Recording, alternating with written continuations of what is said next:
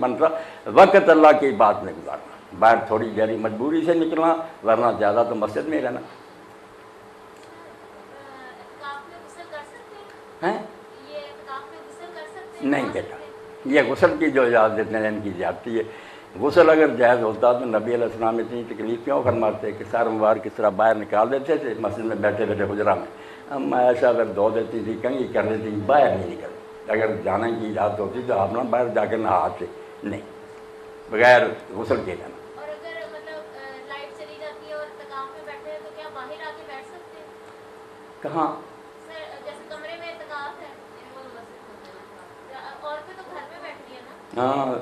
کئی عورتیں مسجدوں میں بیٹھتی ہیں، گھر میں بھی بیٹھ سکتی ہیں۔ ہاں جی، جو گھر میں بیٹھتی ہیں اور بجلی چلی جاتی ہے تو وہ کیا باہر آ کے بیٹھ سکتی ہیں؟ ہاں بیٹھ سکتی ہیں، یعنی وہ یہ کوئی تنگی نہیں کہ وہاں وہ گھر میں بیٹھے ہیں باہر آسمان پہ بیٹھ سکتی ہیں؟ ہاں بیٹھ سکتی اس کے لیے گھونگھٹ نکالنا کہ وہ گھونگھٹ نکال کے بیٹھے یا ویسے نہیں، یہ بھی جو ہے نا بیچاریاں گھونگھٹ نکال کے، یہ مرد بھی خیمہ بنا کر اس میں بند رہتے ہیں، کوئی اس کا تعلق کی ضرورت نہیں، کوئی بنا لے اس طرح کا پردہ اور تکلیف نہ ہو گرمی وغیرہ ٹھیک ہے، ورنہ لوگوں میں ملے جلے بھی رہیں۔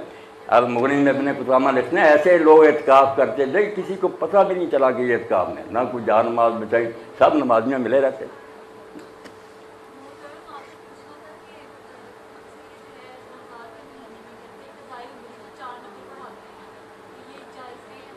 یہ بیٹا بالکل دین میں ایک بدعت ایجاد کی ہے لوگوں نے کہ قضائے عمری کرو، ساری عمر کی نمازیں جو ہے نا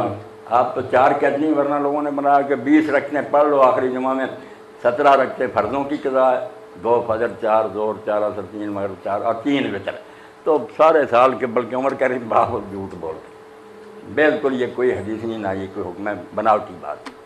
اور یہ بھی آپ سمجھ لیں کہ جو پچھلی عمر کی قضائیں نا اس چکر میں ہی پڑھنے کی ضرورت نہیں، اللہ اتنا سخت گیر نہیں، نہ اتنا سخت حساب کرنے والا، جو زندگی جہالت میں گزر گئی معافی مانگیں، آئندہ کے لیے پکی ہو جائیں کہ نماز پڑھیں اور ساتھ سنت نفل پڑھتی رہیں تاکہ کمی پوری ہے، پچھلی پڑھنے کی ضرورت نہیں، گزر گیا وقت اللہ معاف کر دے۔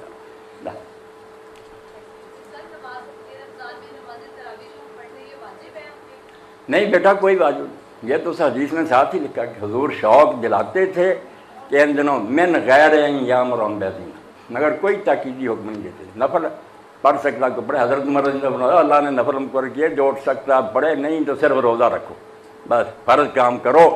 اس لیے آپ تھکی ماندی ہو نہیں پڑھ سکتی تہجد تراویح تہجد وغیرہ تو فکر نہ کریں، رمضان آپ کا ٹھیک ہی ٹھیک ہے، آپ کا یہی کام بڑھا کے بچوں کو سنبھالنا، کھانا تیار کر کے، وہ سب نفلی نمازوں سے بہتر ہے۔